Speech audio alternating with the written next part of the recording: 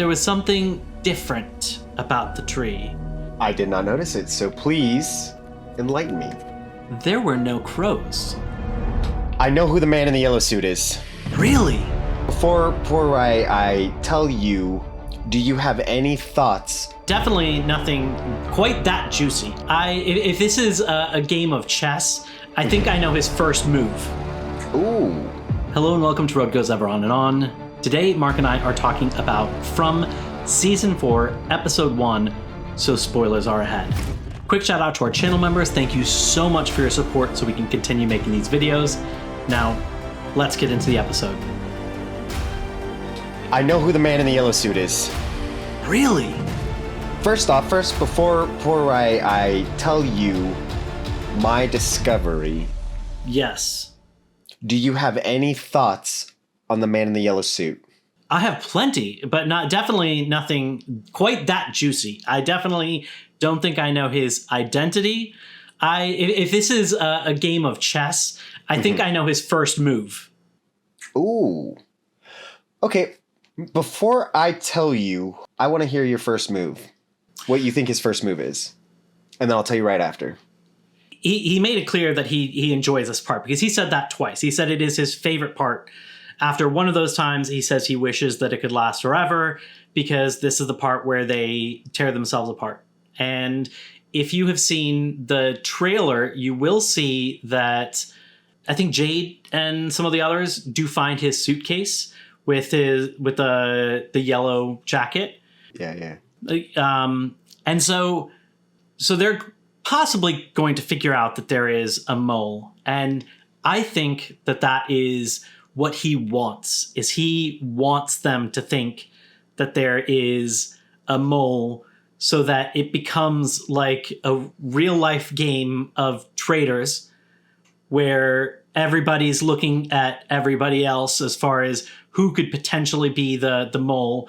But, unlike a game of, unlike traders, this is a situation where it's life or death. And people are getting pretty bad at this point, to the point where like they might turn on each other and maybe end each other's lives. It's getting really bad. And so I think that he potentially might like help them to find out that there is a mole so that he can sit back and then watch them turn on each other and the kind of accusations. And he might like do little other things like that to like push them one way or another. Like, I think he's going to continue to be in that and just making little adjustments to make sure that like the heat on each other is continuing to get ratcheted up.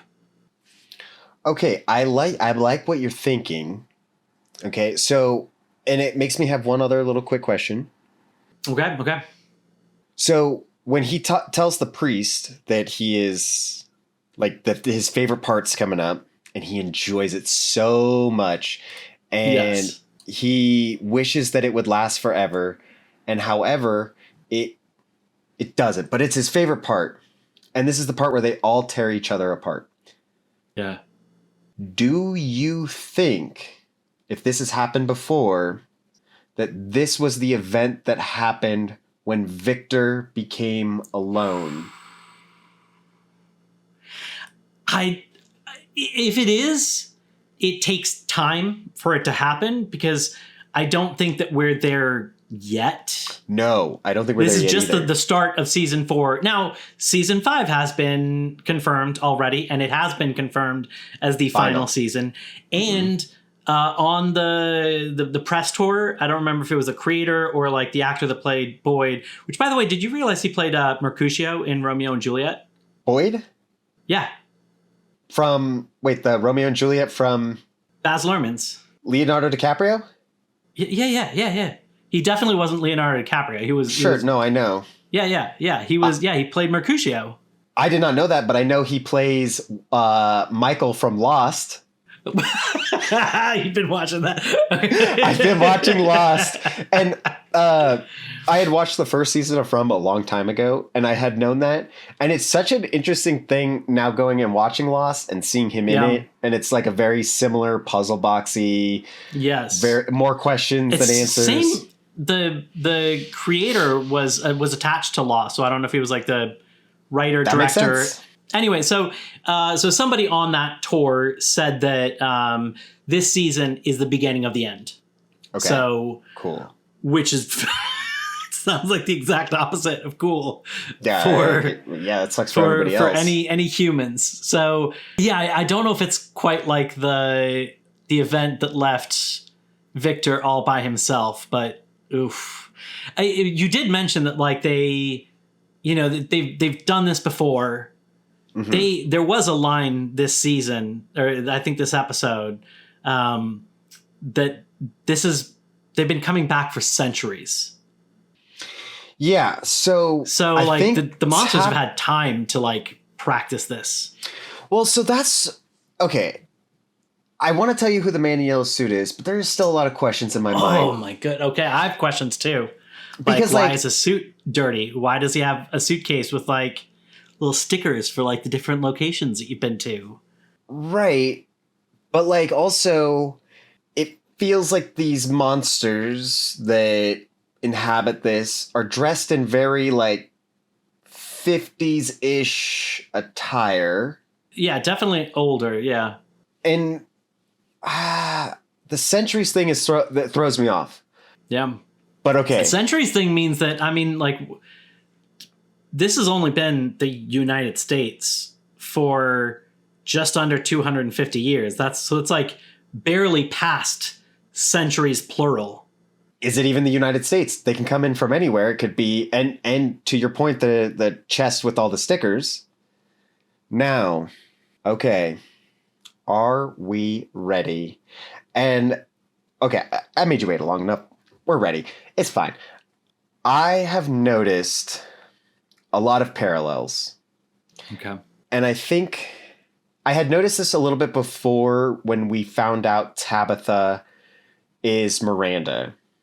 I started seeing similarities of Tabitha and the kids, and then Miranda and her kids, a son and a daughter.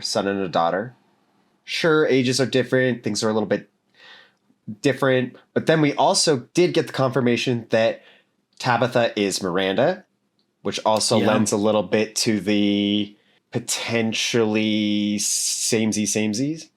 Right.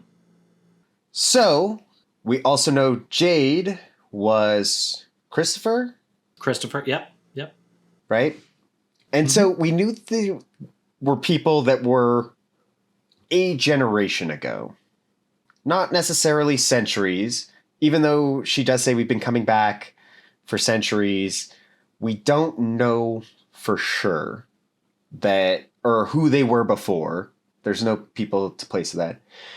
But also, we know that time travel does exist in this. We do know it's only Julie so far. Yeah. But that's the only human that can time travel. But what about whatever's controlling this thing? Yeah. And what if the man in the yellow jumpsuit could time travel? I mean, that's scary because it seems like he already has enough powers. The fact that he's a monster and he can be out during the daytime and he can change into other people and he can touch a person and put them into a coma. He's pretty powerful. And he could tear out a throat with just a flick. And he even says, you humans are so fragile. So, it implies the man in the yellow jumpsuit, or yellow suit, I don't know why I keep saying jumpsuit. The man in the yellow suit is not human. Yeah. But what if he once was human? I mean, the other monsters certainly once were. We don't know if all of them, like, I don't know if the music box monster was, but yeah. So, if they are potential humans, and we know of potential time travel, and we know of potential reincarnation, what if the man in the yellow suit is Victor? And I'll Okay. run you down my rabbit hole. I'm gonna need that because like Victor doesn't ever come off as cruel. He comes off as maybe like he's neurospicy and like doesn't quite know how to interact with people in a normal way, and so that kind of like he doesn't understand how his emotions impact other people, and so he oftentimes can come off as like rude or this, but it's never anything out of malice or spite. Sure. I totally agree. Also, I don't know if you remember last season, I had never seen Fatima do anything of malice and spite, and then I saw her kill Tilly. So I'm just speculating. Yeah, but she did have a monster in her, but yeah. But remember, we said the man in the yellow suit clearly is not a human anymore. Yes. And potentially has something evil in him. Okay. Potentially could be Victor. And here's my thought on it. On why. The suitcase. Mm-hmm. Is that not the same suitcase that Victor pulled out when they said he couldn't bury all of the bodies, so he buried all of their best stuff, and he dug up that suitcase and had all of their trinkets in it? Is that not the same suitcase? I don't know, because I didn't think about that, but like you saying the suitcase, I instantly remember Victor's suitcase, and I would have to go back and look at those side by side. That is... I will be honest. Yeah. I did not go back and check if it was the exact suitcase. I'm interested. Because I wanted to film this first before. I love it. But when I saw that suitcase, it made me instantly think of Victor. Oh, man. And what if this place is designed to always create the man in the yellow suit? It's always there to push a small child specifically into the path of feeling a way about something, potentially getting hope and then having it crushed again, potentially with his dad. Which also, I think Ethan would be the next in line after Victor. So I think because they are same, right? We're seeing Ethan go through a very similar thing. As a small boy, he is in this place. He's losing people. He not immediate family yet. Well, we know his dad. Ethan just did, He just lost his dad, and then he doesn't know it, but know it. But if Miranda died, does Tabitha have a chance to die? So, what if this place is designed to create the man in the yellow suit? And once the man in the yellow suit is created, he then goes back to all of these pastimes to start creating, almost like that Bootstrap paradox, where he like is created, then he goes back, he starts creating all these fires that need to be put out. Yeah. And so what if, I know you theorized that Julie is going back to save her dad. By the way, if you're wondering what that's talking about, check out this video right here where I talk about the Bootstrap paradox. Yes, check out that video. Great video. Sterling did excellent dive on it. So what if she is not going back to save her dad? She's going back to stop the man in yellow. And the thing he says to her, because he recognizes her instantly. We've got to stop meeting like this. We got to stop meeting like this. When are you this time? Yes. So to me, it didn't seem like if she was focused on going back one single time to save her dad, she would have instantly been in that time. But that version of Julie, which instantly I knew she was not our Julie because she had short hair. That was a dead giveaway. Obvious. Yeah. she's trying to stop the man in yellow. She's trying to make sure Ethan does not become the man in yellow. First, Victor becomes whatever, then potentially Ethan takes on the mantle after Victor, and that's why they're going back. And partially because of the suitcase, but again, the suitcase could be potentially not. But we are seeing these reincarnations, and maybe it's not that Victor. It's just what that place does to these little boys that come in at a young age that lose everything and are almost sacrificed like the children. Yeah. They're being sacrificed so that this man in yellow can have immortality. He can go time travel. He can make families rip each other apart that are going to be the impetus of him being created. Yeah. You did mention that the way that they feed on like their fear, these other things. I do think that their emotions of like crushing hope, we're giving them fear. I think they feed on that more than they do the actual deaths themselves.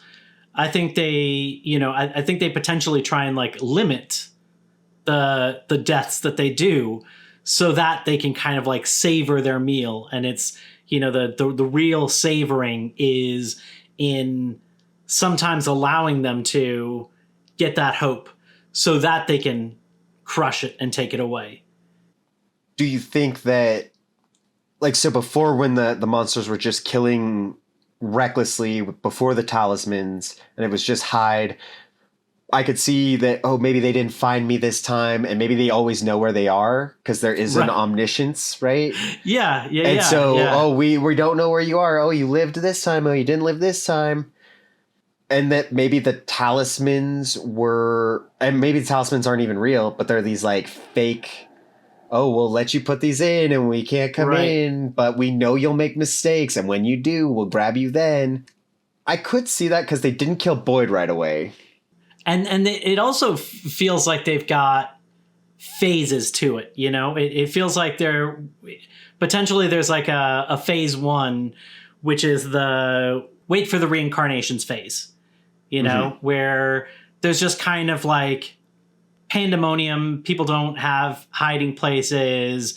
Life is just kind of like, there's just kind of like a dread and like terror and pall over everything. But it becomes just kind of like a grayness of fear. Mm-hmm. There's not like real like spikes. And then, they eventually find the talismans.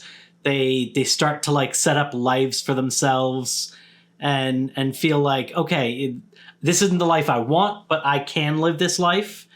And then the reincarnations come, and then it's like, okay, time for phase two. Let's amp it up to the next part. It almost feels like there are movements to this. No, I agree. And the reincarnations arriving is a very interesting thing, which in that sense, if we think that Tabitha is a reincarnation of Miranda, yep. Jade is a reincarnation of Christopher. Yes. Can we see a reincarnation of someone that's not dead yet? Like, is Ethan a reincarnation of Victor? I've wondered about that. I don't think that that both kids could be reincarnations of exactly the same people every time, because I think the original Tabitha, Jade, whoever that was, where they had the memories of trying to save the kids that were being sacrificed because one of them was theirs. Was specifically that was one of them. Now they could have had another kid, and maybe that one wasn't sacrificed, so maybe they did have more kids. But it seemed to me like they potentially only had like the one kid. So I have wondered if there is anybody else that is potentially reincarnated, but I haven't been able to, like, I don't feel like there's anybody else that has really had visions that would make it seem like they are starting to see their own past. The only visions that we've seen are the monsters trying to plant evil seeds, to Sarah, Elgin, those seem like the only other kind of like visions that people have really been kind of seeing. Yeah. Okay. I do think they have a lot of information in that past. Like, I don't think Tabitha and Jade got all of their memories back, because if they got all their memories back, I feel like if they keep coming back, I feel like they would have a lot more information than they have right now. They would potentially know what some of the other plays are. Like, I'm sure that the man in yellow, he said this is one of his favorite parts. So it seems like he's done this many times before. And it seems like they would know that if all of their memories come back. So I think that there are more memories for them to uncover. And I don't remember what it was, but in one of the earlier seasons, I think Tabitha touched something of Miranda's and it triggered memories. Okay. And I'm wondering if Jade, if he were to touch, I can't think of the puppet's name, but Jasper. Jasper. Because Jasper was so important to Christopher that could potentially trigger some of those additional memories to come. And that might be an avenue to access more of his past memories, because that's a potential, like, knowledge is important. And the man in yellow even made it seem like it was dangerous, because like he said, knowledge comes with a cost. Like, I think that them knowing too much was why he needed to step in. It was his time, because they have too much knowledge at this point. And so it's time to move on to phase 3 or phase 4, whatever it is. Sure. Now, and I could be wrong on this. So Jade kept questioning Victor about the symbols and made it seem like Victor had seen these before, not necessarily through drawings, could be visions. That it does seem we don't have quite a view inside Victor's experience. We don't see him as like a point of view character. Like, we see him doing things, but it's always like he's doing something with like another character that gives him like context. And I could be wrong on this. Don't quote me. I watched I had to catch up season 2, 3 pretty quick, so it all kind of blurs. I thought I remember Victor having visions in, I think, season 2? Okay. I thought at one point he saw the doll, Jasper, and he got scared by it. And I could just be thinking of Jade, but I thought that Jade was seeing the doll. I know Jade definitely saw Jasper, and it... Right. But I thought there was I don't remember. I see, and I'm having a hard time remembering if he did or not, but if I remember correctly, I thought there was a moment similarly to when Jade was seeing Jasper that Victor saw Jasper too, but I can't remember for sure. I know that Victor was seeing his memories at one point, because he was struggling trying to get that back, to remember what it was that Jasper told Christopher. No. And I remember that. That's the one that I remember. But so that was a memory, and it was a wrong memory. Right, because it was actually the boy in white speaking to him and not Jasper. But I could have sworn that there was a moment when Victor was leading Tabitha out of the caves, I want to say. Okay. That there was a moment that I thought he saw Jasper too. But like I said, I could just be mushing a lot of things together, because there's a lot of confusing things in this. There's a lot of different moving pieces. So I could very well be wrong. I think Victor's had some visions, but I'm not sure. But I still lean towards that he is the man in yellow. Or him and Ethan are. Or Victor becomes the man in yellow. Okay. And Ethan becomes the boy in white.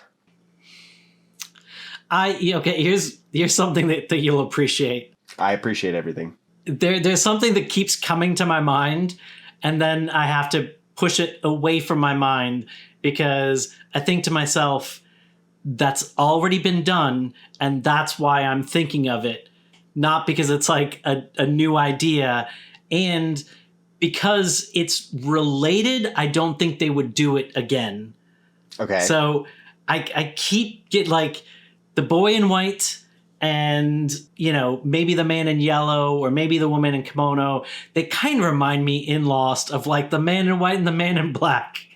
And like, you know, like the guardians of good and the guardians of bad on the island. And like it keeps popping into my head. And then it's like, no, they did that in Lost. They're not going to retread that.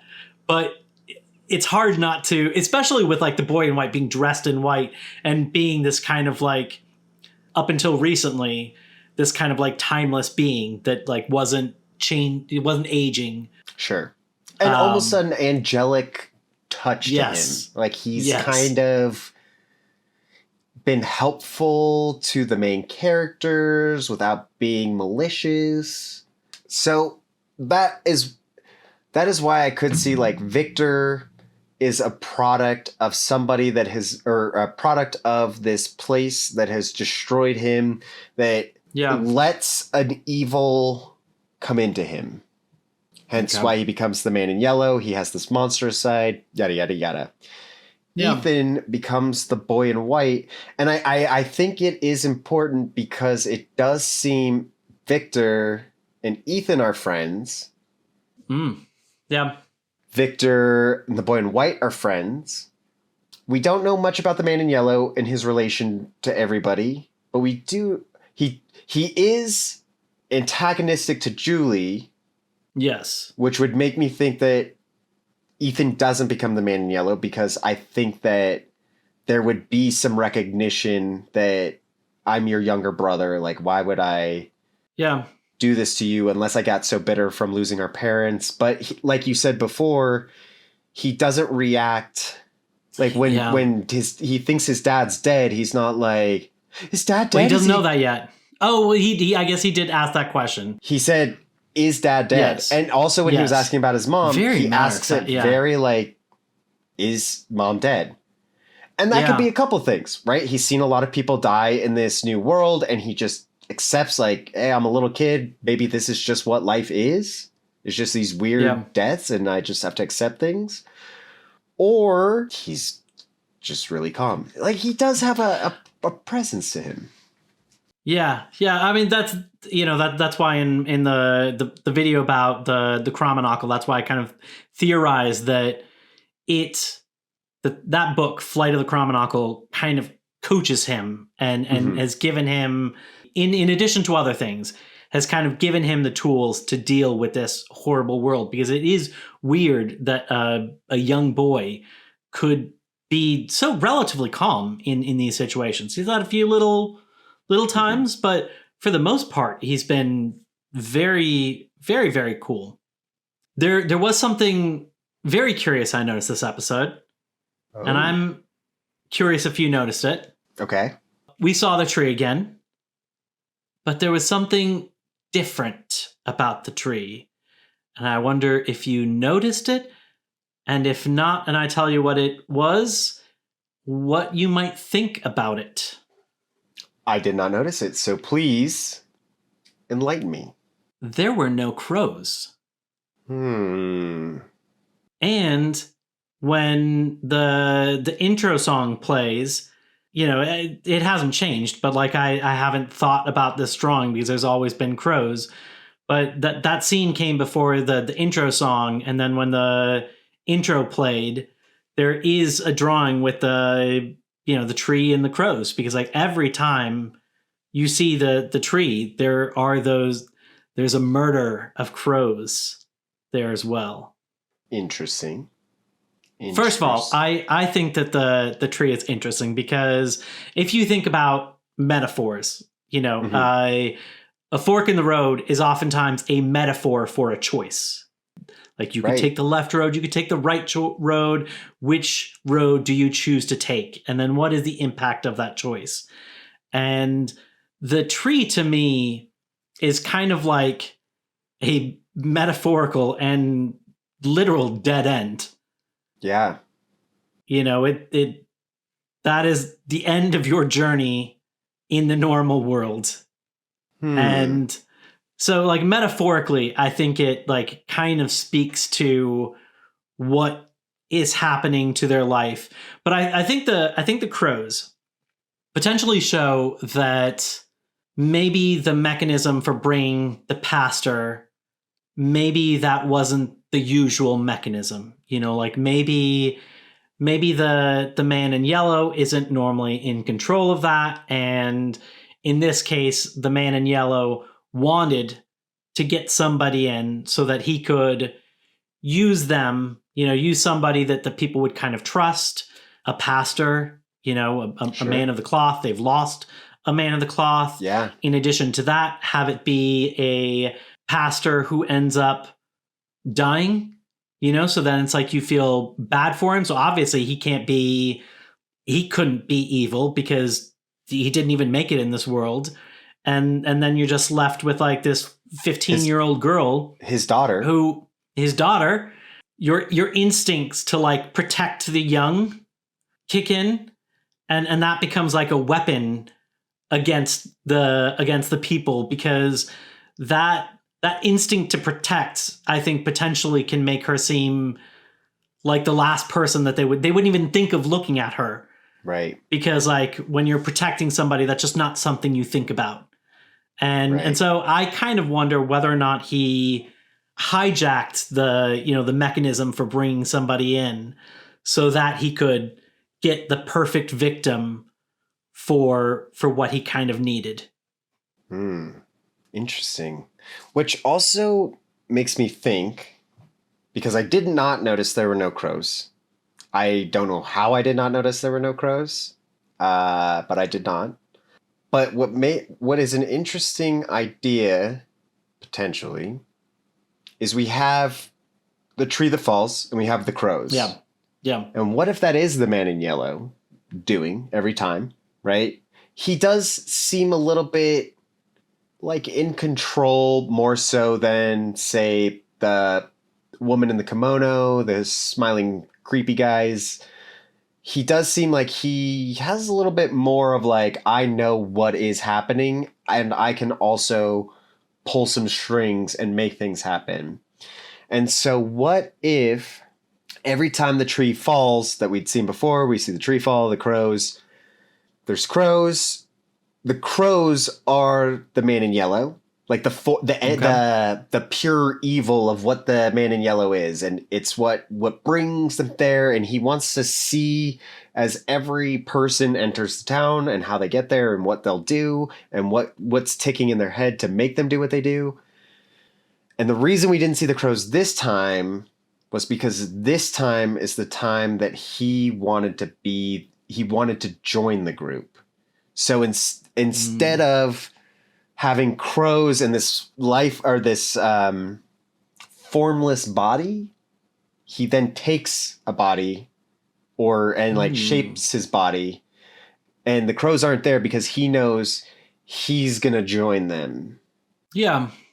At least that's the only thing I could think of, because this is the first time we don't see crows, and it's the first time we see the man in yellow come in. Yeah. Yeah. So maybe they're the same? I don't know. Yeah. I am very curious about his powers. Like I wonder, can he change into anybody, or is it only specific people? Does he have to have an outfit? Is that like, I'm interested to get that reveal. I'm sure that they're going to take their time. They're going to tease it out, but I don't think we're going to I mean, he could shapeshift again. I do believe we could see him change into somebody else.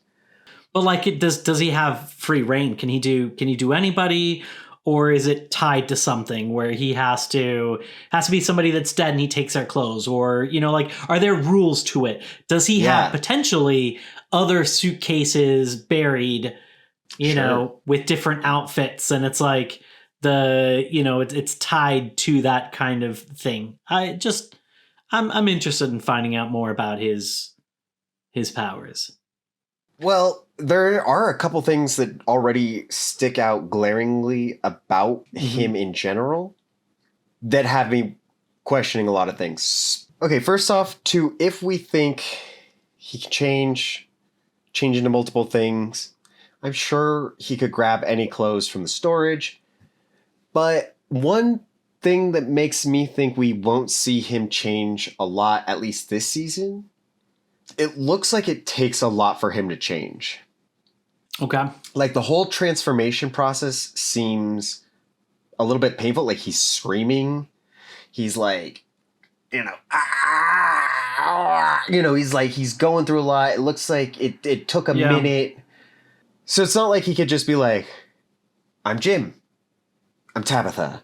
I'm Jim. I'm Tabitha. You never know who I'm going to be. Like, we'll always, I think, know who he is. And I think that girl's just going to be around. I think for the most part, I think that maybe he changes into somebody else. But if they do that, I think they wait quite some time before they do that. Mm-hmm. And I think for right now, he's very much in the, like, let me enjoy the show and kind of like popcorn while that's going on. Another thing that made me think what he could be, I started to dabble with it potentially being a little like a devil, like the devil, like the embodiment of Satan. Yeah. Because when he chose a girl that is, or he chose a pastor, and then he wanted to emulate a girl that seems pious and religious, which would throw way off the scent of any evil demonic thing. So it could be a devil, it could just be an evil demonic force. But what was interesting to me, as the girl, he can quote scripture like that. And that was a big moment to me, because Kenny says something to her about the night. She handles everything very well, of course. And she quotes, I think, something from, it was John. It was John something. I thought it was like John 1-2 or something like that. Yeah, something very like one of the earliest stuffs. And so, honestly, I wouldn't know if she'd lied or not. Well, yeah, I don't know if she lied or not either. But the fact the way she said it, and if she's trying to be convincing, and if she doesn't know if Kenny would know it or not, like you would have to kind of know that shit. Yeah. And or be ballsy and know that you're like, because the man in yellow seems like he's seen what's going on in this place before. So he might already know, from Kenny's interactions with Father Cautry, that Kenny's not super religious. And so, as Sophia, he might know that like, I can just throw out a fake verse and nobody would know. But I do like the idea that he somehow does have these verses just in his pocket. It's another like cruelty with him, that he uses these things that like comfort us, or like weaponizes our wanting to take care of a kid, or it. Ugh. I mean, I do think that the Bible verse that he quoted is real, because I think there would be tons of viewers that would go and see the Bible verse, see that it's not real, and be like, he's quoting things you should know. Like, get somebody else in here that might have a bit of religion in them, and they'll see right through her instantly. But like, you would think that this man in yellow wants it to be so good. Yeah. That he's going to know. And so the fact that he knew scripture, could quote it like that, just made me feel a little bit more like a religious type of demon-ish. Yeah. Because of that, right? Yeah, I can see that. I see it more as like he weaponizes the things that kind of lower certain people's guards. Which, there's a great saying in the Bible, the greatest trick that the devil played was convincing everybody he never existed. How do you do that? Lowering those levels. Maybe. I don't know. Yeah. Speculating wildly.